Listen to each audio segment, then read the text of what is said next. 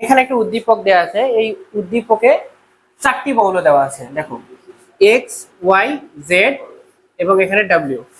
এখানে এগুলো যে সংখ্যাগুলো দেওয়া আছে এগুলো হচ্ছে পারমাণবিক সংখ্যা। ঠিক আছে, এই পারমাণবিক সংখ্যা দেখে আমরা মৌলগুলোকে আইডেন্টিফাই করব। তো 21 পারমাণবিক সংখ্যা বিশিষ্ট মৌলকে বলো? স্ক্যান্ডিয়াম। স্ক্যান্ডিয়ামের হচ্ছে 21। তারপর ওয়াই কে 17 পারমাণবিক সংখ্যা ক্লোরিন। এবং এখানে জেড কে বলো? সিলিকন। সিলিকনের 14। এবং আর কি আছে বলো তো? W, sodium 11। তো এখানে বলছে যে এক্স ওয়াই, দেখো এক্স জেড এবং ডাব্লিউ মৌলের অবস্থান নির্ণয় করতে বলছে। ঠিক আছে, এক্স মৌলটা কে ছিল? স্ক্যান্ডিয়াম। স্ক্যান্ডিয়ামের ইলেকট্রন বিন্যাস করে গ্রুপ পর্যায়ে বের করবা।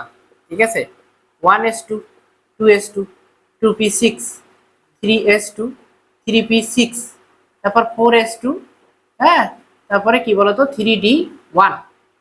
তো এটাকে, হ্যাঁ, 3d1, 4s2। কোনো মৌলের ইলেকট্রন বিন্যাস করে বাইরের প্রধান শক্তি স্তরে যদি এস অরবিটাল থাকে, এস এর পূর্বে যদি ডি অরবিটাল থাকে, তাহলে এস এবং ডির ইলেকট্রন সংখ্যা যোগ করে তার গ্রুপ নাম্বার পাওয়া যাবে। তাহলে 1 আর 2 যোগ করলে কত হয়? 3।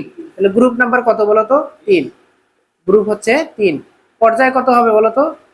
পর্যায় হচ্ছে 4, তাই না? সর্বোচ্চ স্তর সংখ্যা এখানে 4। ঠিক আছে, জেড মৌল আছে সিলিকন। তাহলে সিলিকনের হচ্ছে 14। ইলেকট্রন বিন্যাস করো 1s2, 2s2, 2p6, 3s2, 3p কত হবে বলতো? 2, তাই না? 14। তাহলে এস এবং পির ইলেকট্রন সংখ্যা যোগ করে এর সাথে 10 যোগ, কারণ বাইরের প্রধান শক্তি স্তরে এস এবং পি দুটো অরবিটালই আছে। তাহলে কত পাবে এখানে? 2 2 4 10। তাহলে গ্রুপ নাম্বার হতে কত বলতো? 14। আচ্ছা, গ্রুপ 14। আর পর্যায় কত বলো? পর্যায় হচ্ছে 3। ঠিক আছে, আচ্ছা, তারপরে মৌলকে, হ্যাঁ, ডাব্লিউ। ডাব্লিউ এখানে কে? সোডিয়াম। সোডিয়াম 11। এটা খুবই সহজ, 1s2, 2s2, 2p6, 3s1। বাহিরের প্রধান শক্তি স্তরে এস অরবিটাল আছে এবং এস এ শুধু একটা ইলেকট্রন, তাহলে তার গ্রুপ নাম্বার কত হবে? 1। বুঝতে পারছো? পর্যায় কত হবে? 3। ঠিক, ওয়াই মৌল, জেড মৌল, হ্যাঁ, আর ডাব্লিউ মৌলের ইলেকট্রন আসক্তি এবং পারমাণবিক ব্যাসার্ধের ক্রম ব্যাখ্যা করতে বলছে, তাই না? আচ্ছা, তো এখানে দেখো ওয়াই মৌলটা কে ছিল? ক্লোরিন। তারপরে জেড মৌলটা কে ছিল? সিলিকন। আর হ্যাঁ, ডাব্লিউ মৌলটা কে ছিল বলতো? সোডিয়াম। এখন এই মৌলগুলো তোমরা আমাকে বলো তো কোন পর্যায়ের মৌল? তৃতীয় পর্যায়ের মৌল।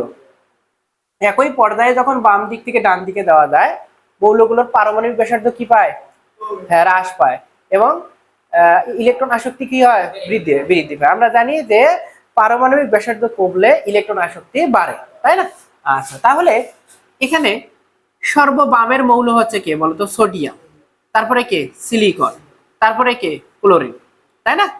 তো ক্লোরিনের এখানে সোডিয়ামের আকার সব থেকে বড়, সিলিকনের তার থেকে ছোট, ক্লোরিনের তার থেকে ছোট। তাহলে এখানে ইলেকট্রন আসক্তি কার সব থেকে বেশি হবে? ক্লোরিনের। আকার ছোট হলে ইলেকট্রন আসক্তি বেশি, পারমাণবিক ব্যাসার্ধ কম, ইলেকট্রন আসক্তি বেশি। তাহলে ক্লোরিন, তারপরে কি হবে? সিলিকন, তারপরে হচ্ছে সোডিয়াম। এটা হচ্ছে পারমাণবিক ব্যাসার্ধ এবং ইলেকট্রন আসক্তির ক্রম। ঠিক আছে, আচ্ছা, তাহলে এবার করবা।